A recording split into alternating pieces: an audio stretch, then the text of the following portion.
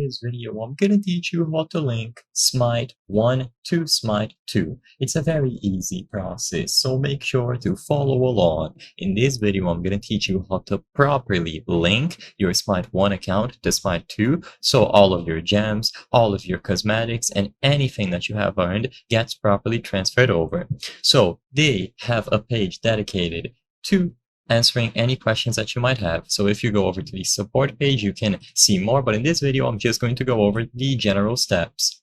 So first, you will have to go into Smite 1. So download Smite 1 in your main platform, open Divine Legacy, and in here, you will find the option to start this process. So when you open Smite 1 on the main platform that you play on and you go into Divine Legacy, you will see it right here. Link Smite and Smite 2 accounts. This is going to be the first step.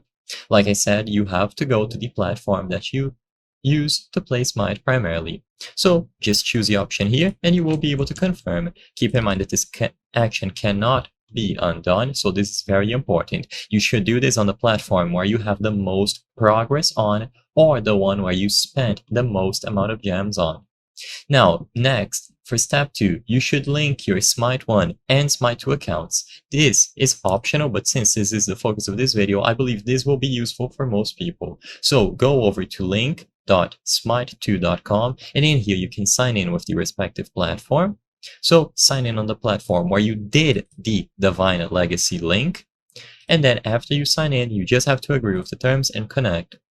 With this done, you will now be able to take this as the primary account, and you can clearly notice that you can connect other Smite 2 accounts. So to ensure that all progress and purchases are shared across these linked platforms, you just have to set the primary account.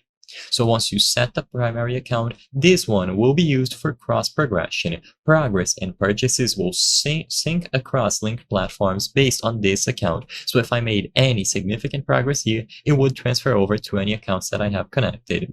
And you can link more additional platforms for cross progression, which is as well optional. But the main steps are going to be doing the Divine Legacy link first, and then going over to this website. I hope I was able to help you on how to link Smite 1 to Smite 2. If this video helped you, please be sure to leave a like and subscribe for more very easy tips. Thank you for watching.